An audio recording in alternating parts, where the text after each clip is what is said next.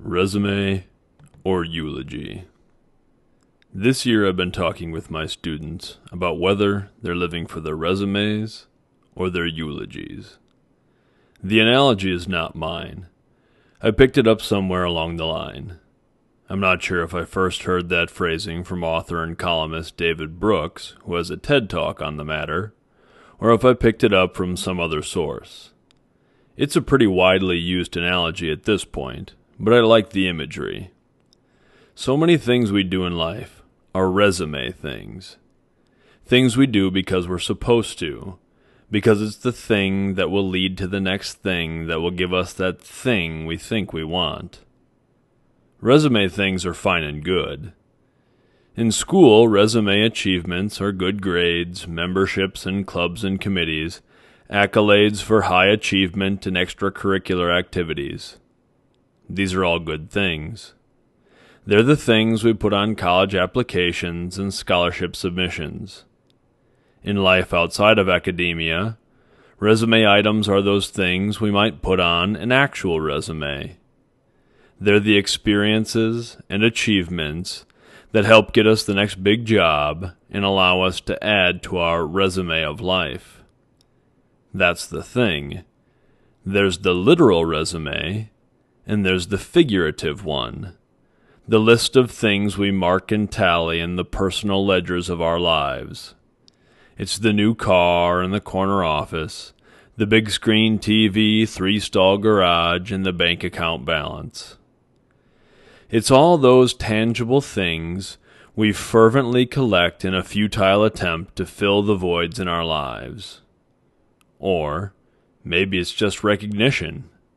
Maybe it's the pats on the back or the retweets or the Facebook likes or whatever we collect to make us feel significant.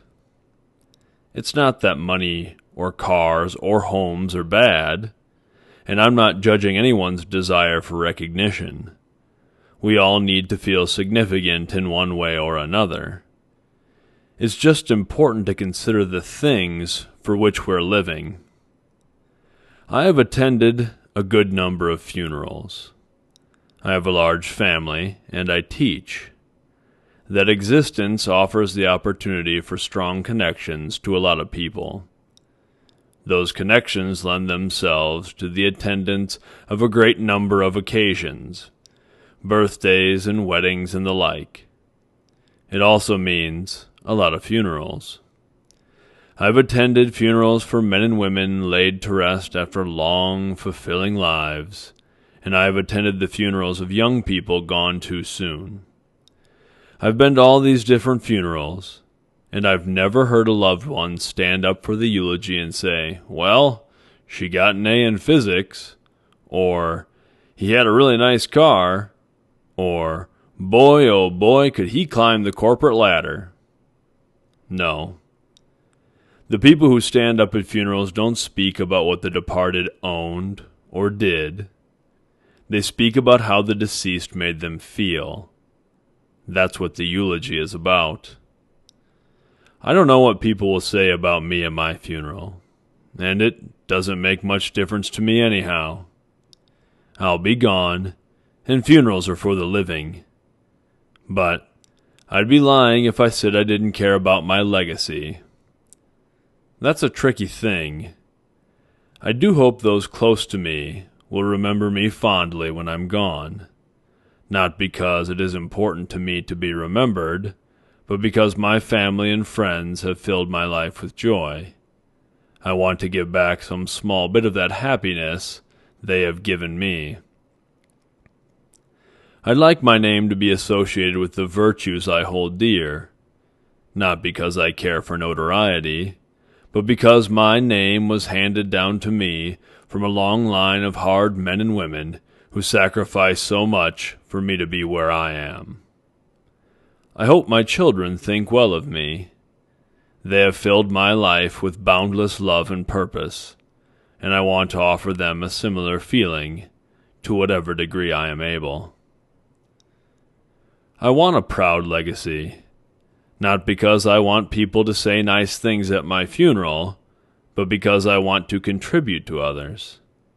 I want to create things that are bigger than my physical existence, things that are more than I'm capable of being on my own. It's not about what people will say when I'm gone. It's about who I'll be when the bell tolls. When I talk with my students about living for our eulogies, I don't want them to focus on what others think of them. I want them to focus on who they want to be for themselves. The eulogy makes a nice image, but it's not really about what someone will say when we die. It's about who we will be while we're alive. A resume is what we do. A eulogy is who we are.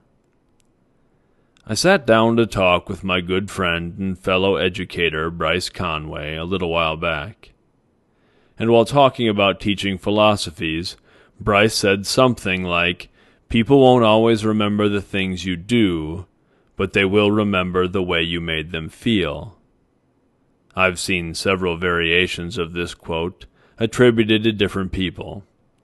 Most prominently, the notion seems to be credited to Maya Angelou. But I took it from Bryce Conway, and I've got no problem borrowing from better men.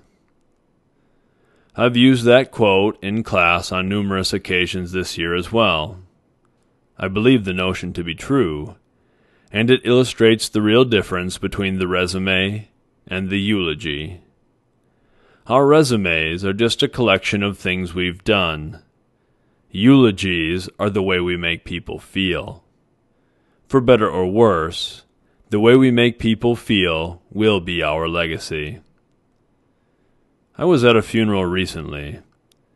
As I sat in the church and listened to the heartfelt stories shared by friends and family, I couldn't help but reflect on my own life and wonder what my legacy might be. After the service, I went out to my Jeep to drive to the burial site. As I got in the vehicle, I checked my phone. I had a text message from a student I taught 10 years ago.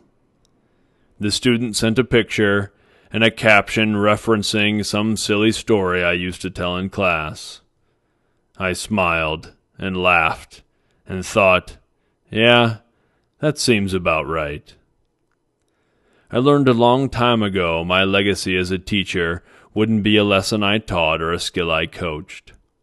My legacy in education will probably be some random story or some little piece of advice. And I can live with that. Or rather, I can die with it. That's a eulogy thing. In my high school classes, I do something called self-authoring. Again, this is not my term or my concept. I took it from clinical psychologist, university professor, and author Jordan Peterson.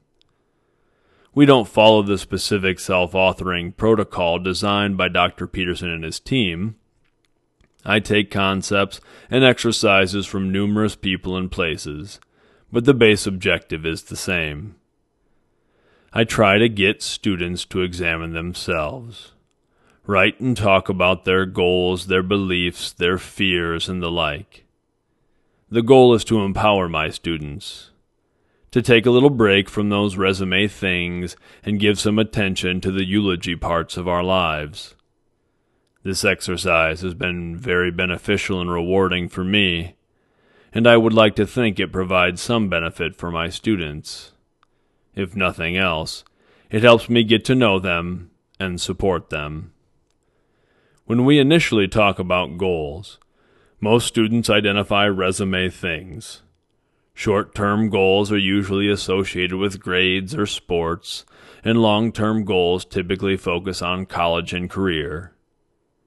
When we talk about fears, the most commonly identified are those associated with the future and social pressures. Students worry about getting good grades, getting into college, picking a major, and choosing the right career path for them. They worry about fitting in and meeting the expectations of others. Their goals and their fears are largely based on resume things. That makes sense. We put those pressures on them. We put those pressures on ourselves. We feel compelled to do all those things we're supposed to do, to fit social norms, whether we agree with them or not. We define ourselves by titles and things. When we meet people, we exchange names and job titles. It's no wonder, then, that our children grow up concerned about what they'll do instead of who they'll be. Again, I'm not against accolades or acquisitions. I'm just concerned about what things define our lives. I'm interested in what drives us. We spend our lives gathering things, but we can't take them with us when we go. And all our things don't seem to be making us happier anyway. According to Mental Health America, 18% of all adults in America have a mental health condition, and 9.6 million Americans experience suicidal ideation. Of course, mental health is a complex issue well beyond my faculties. But when rates of severe youth depression continue to rise, and over 1.7 million young people in America with major depressive episodes don't receive treatment, I have to ask myself how to best serve my students. I have to consider the things we value and what we emphasize with our children. In schools and in life, we place so much emphasis on our resumes. But those things won't save us. A legacy isn't comprised of things. A legacy is the sum total of our contribution to others. It's our impact on those around us that will echo out into infinity. Those are eulogy things. And if we live for our eulogies, our resumes will take care of themselves. Thank you.